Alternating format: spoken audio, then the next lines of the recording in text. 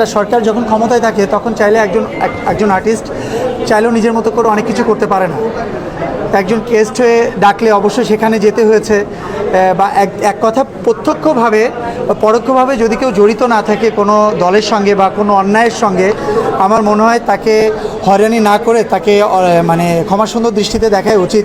কারণ আমাদের রুটি রুজি এই আর্টিস্ট, আমরা যেহেতু আমাদের কাজ দিয়ে এটা রুটি রুজি, আমাদের অন্য কোনো কাজ নেই। সেক্ষেত্রে গভর্নমেন্ট বলেন, প্রশাসন বলেন, যখন যে থাকবে তারা যখন একজন আর্টিস্টকে ডাকবে তারা সেখানে যেতে বাধ্য আর কি। আর আমি একটা জিনিস বলতেছি সেটা হচ্ছে যে যেহেতু তাকে অ্যারেস্ট করেছে, এখন তাকে জিজ্ঞাসাবাদের জন্য নিয়ে গিয়েছে, জানি না পরবর্তী আউটপুট বা পরবর্তীতে এটা রেজাল্টটা কী আসবে। বাট আমাদের তরফ থেকে যতক্ষণ না পর্যন্ত আমরা আসলে কেউ অপরাধী বা কে নিরপরাধ এটা না জানতে পারছি, ততক্ষণ পর্যন্ত আমরা আমাদের মতো কোনো প্রক্রিয়া করতে পারছি না। যে আমি শিল্পী সমিতির একজন সাংগঠনিক সম্পাদক হিসাবে বলছি।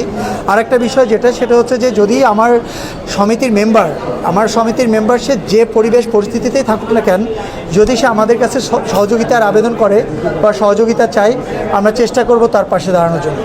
চাটুকারিতা করা উচিত না, কিন্তু অনেক সময় প্রিভিউ দেখে বা অনেক সময় ভিউ দেখে আমরা অনেকে মনে করে থাকি যে এইখানে হয়তো বা কিছুটা চাটুকারিতা চলছে, কিন্তু আসলে ভিতরে গিয়ে দেখবেন যে অনেক সময় প্রেশার ক্রিয়েটের জন্য হলেও অনেক জায়গায় যেতে হয়, অনেক প্রোগ্রামে জয়েন করতে হয়, অনেক কিছুই আর কি। কারণ আমি দেখেছি আর কি যে গত 5 বছর বা 2 বছরে আমি যখন শিল্পী সমিতিতে ছিলাম তখন প্রশাসনের অনেক প্রোগ্রামে জয়েন করতে হয়েছে। কারণ তারা শিল্পীদেরকে যখন নিমন্ত্রণ জানায় তখন শিল্পী সমিতি হিসাবে কার্ড নিয়ে যায়, পার্সোনালি তারা অফিস থেকে ফোন করে, হেডকোয়ার্টার থেকে ফোন করে, ইভেন আপনার আমাদের যে প্রধানমন্ত্রী কার্যালয়ে যদি কোনো প্রোগ্রাম থাকে সেখানেও তারা ডিরেক্টলি ফোন করে এবং চার্জ সৃষ্টি করেছে এর আগে যে আপনাদেরকে আসতে হবে।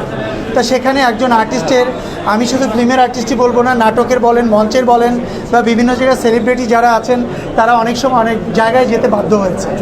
আমি সত্যি কথা বলতে গেলে আমি আসলে যারা এরকম চিন্তাভাবনা করছে বা যারা করেছে, আমি সিরিয়াসলি তাদেরকে একটা কথাই বলতে চাই যে আমরা আর্টিস্ট, আর ইন্ডাস্ট্রির অবস্থা খুবই বাজে ইন্ডাস্ট্রিতে কোনো কাজ নেই 5 তারিখের পরে। এই ইন্ডাস্ট্রিতে আপনারা যদি মনে করে থাকেন যে আমরা অনেক বেশি অপরাধী, কিন্তু এই ইন্ডাস্ট্রি চালানোর জন্য বা ইন্ডাস্ট্রি চলতে গেলেও আপনাদের শিল্পীদের প্রয়োজন। সো আপনারা যদি দেশকে এবং এই দেশের সম্পদকে ভালোবেসে থাকেন, ন্যূনতম যারা যদি কিছুটা হলেও আপনার কাছে মনে হয় বা আপনাদের কাছে মনে হয় অন্যায় করেছে, প্লিজ তাদেরকে ক্ষমাসুন্দর দৃষ্টিতে দেখে আমাদের কাজ করার সুযোগ করে দিবেন।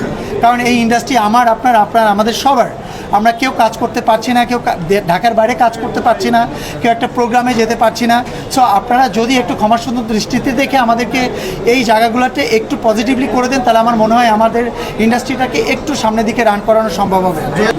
রাজনৈতিকভাবে ধ্বংস করার চিন্তাভাবনা আমার মনে হয় নাই, কারণ কেউই চায় না একটা ইন্ডাস্ট্রি নষ্ট হয়ে যাক, সবাই চায় ইন্ডাস্ট্রি সুন্দরভাবে চলুক। হয়তোবা কোথাও কোনো জায়গা থেকে ভুল বুঝাবুঝির সৃষ্টি হয়েছে বা মনে হয়েছে যে এই ভুল বুঝাবুঝির জন্য তাকে কাউন্টারে নিয়ে আসা যায়, তাদেরকে টার্গেট করা যায়, আমার মনে হয় শুধু একটা মাত্র কারণে। এছাড়া আমার মনে হয় না কেউ ইন্ডাস্ট্রি খারাপ হোক বা ইন্ডাস্ট্রি আর্টিস্টরা খারাপ থাকুক এটা কেউ চায়, আমার মনে হয় না। এই দুর্দিনে আসলে যে ঘটনাগুলো ঘটেছে, আমরা যখন প্রশাসনের সাহায্য চেয়েছি বা আরও যারা আছেন অন্তর্বর্তীকালীন সরকারের যারা উপদেষ্টা যারা আছেন বা উপর মহলে যারা আছেন, আমরা যেখানে যাদের কাছে সাহায্য চেয়েছি আমরা সঙ্গে সঙ্গে সাহায্য পেয়েছি। না, পাওয়ার পরও আসলে এটা মানে অ্যাক্টিভিটি হতে বা অ্যাক্টিভ হতে একটু সময় লাগছে আর কি। আর একটা ঘটনা ঘটে যাওয়ার পরে তখন পারিপার্শ্বিক অনেক মানুষ এটাতে ভয় ক্রিয়েট হয়ে যায়, এটাতে তখন সাহস পায় না, যার জন্য অনেক প্রযোজক পরিচালকরাও কাজে বা মাঠে নামতে সাহস পায় না। তারা যতটাই চায়, তারা তো অ্যাকচুয়ালি আমাদের এফডিসি কেন্দ্রিত সিনেমা খুব কমই হয়, সিনেমা হয় সবই ঢাকার বাইরে। সেক্ষেত্রে গ্রামগঞ্জ বা মফস্বলে কাজ করতে যাওয়ার জন্য সে মানে সাহসিকতা অর্জন করতে পারছে না।